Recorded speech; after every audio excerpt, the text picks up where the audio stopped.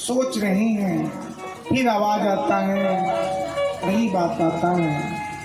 बोले क्या है भैया, मैं आपका भाई धुंधकारी हूँ। बोले धुंधकारी? मैं तो अपने भाई को अंतिम विदाई कर दिए, कर्मकांड कर दिए। फिर बोले क्या? ये भैया आपने तो कर्मकांड कर दिए, लेकिन कर्मकांड करने से शरणागत मुझे नहीं हुआ है। मेरी जो प्राण है वो भटक रहा है, प्रेत योनि में उसकी जो आत्मा है वो भटक रहा है। बोल रहा है भैया कुछ ऐसा कीजिए, मैं आपका भाई हूँ। धन्य ऐसे भाई जो भाई की शरणागति करने के लिए इतने कठिन मार्ग को अपना दिए हैं।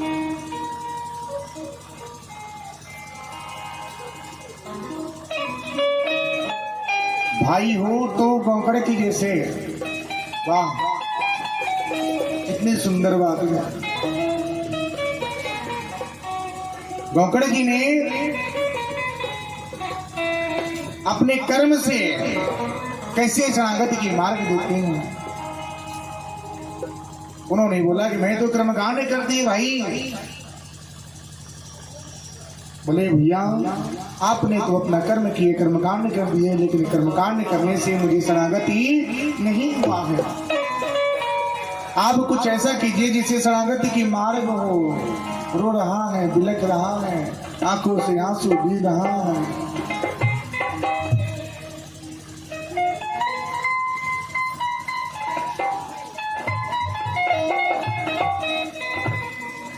करे तो करे क्या, भाई को देख करके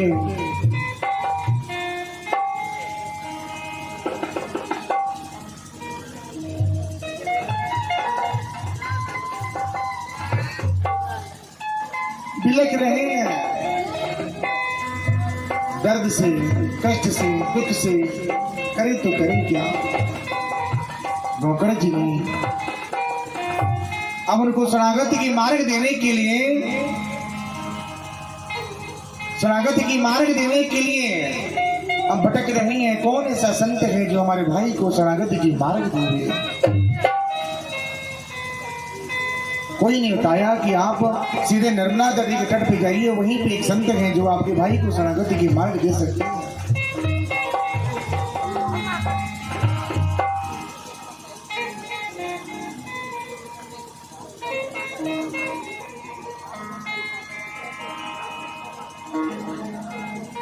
वही तो है जो आपको रास्ता दिखला सकते हैं कि जिसे शरणागति की मार्ग हो।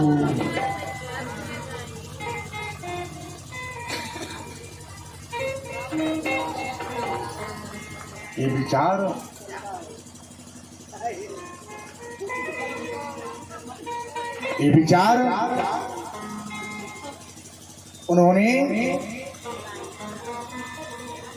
प्रस्ताव जब रखा, चले गए संत के पास।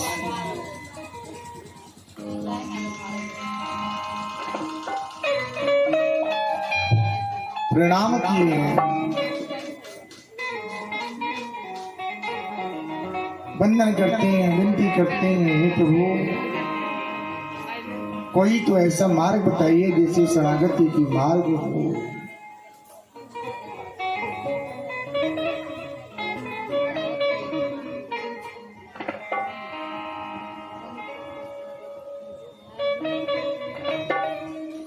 ऐसी भावना से सोच सोच करके घबरा गए। अब करें तो करें क्या। ये बोल रहे हैं क्या, हे मुनि श्रेष्ठ, हे संत, अब आप ही हैं जो शरणागति की मार्ग दे सकते हैं।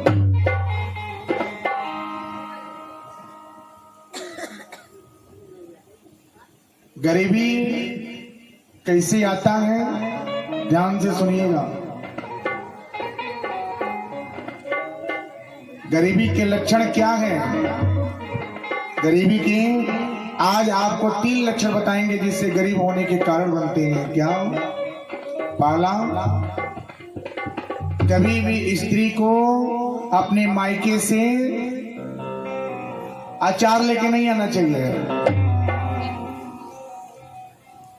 ध्यान से सुनिएगा।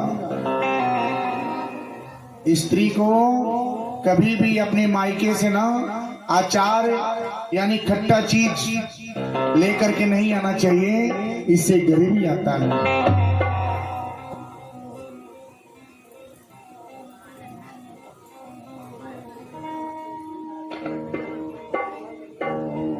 दूसरा,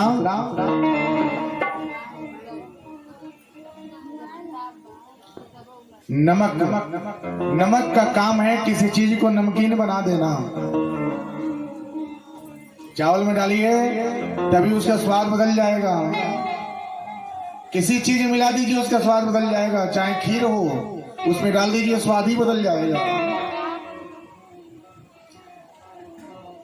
स्त्री को कभी भी मायके से नमक भी लेके नहीं आना चाहिए। ध्यान से सुनिएगा। नमक लाने से रिश्ते में दरार आते हैं, पति पत्नी के रिश्ते में खटापन आता है और कभी विचार बनता नहीं है।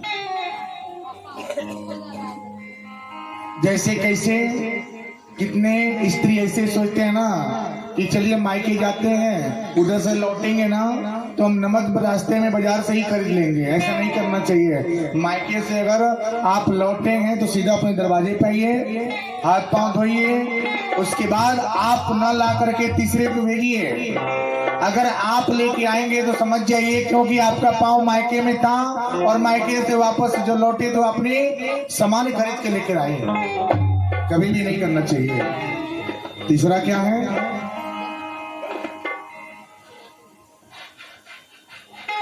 मायके से कभी चूल्हा भी लेके नहीं आना चाहिए।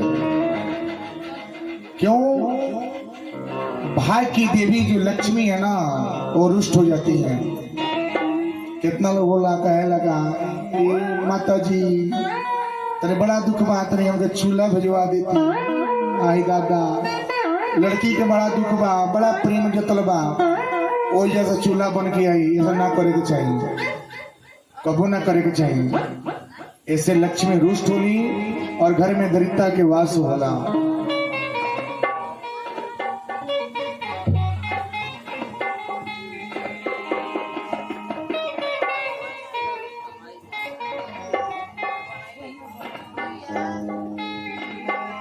ये 3 जो गुण हैं इसको क्या करें? त्याग देवें, इससे धन की प्राप्ति नहीं होता है। जब त्याग देंगे तो धन की प्राप्ति होगा।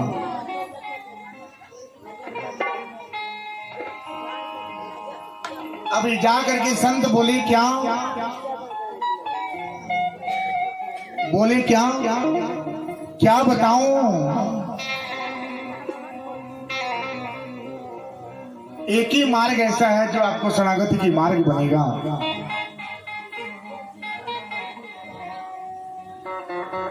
एक ही मार्ग है जो शरणागति की मार्ग में। उन्होंने बोला क्या? वो संत कोई और नहीं थे, वो संत सुखदेव जी मुनि थे।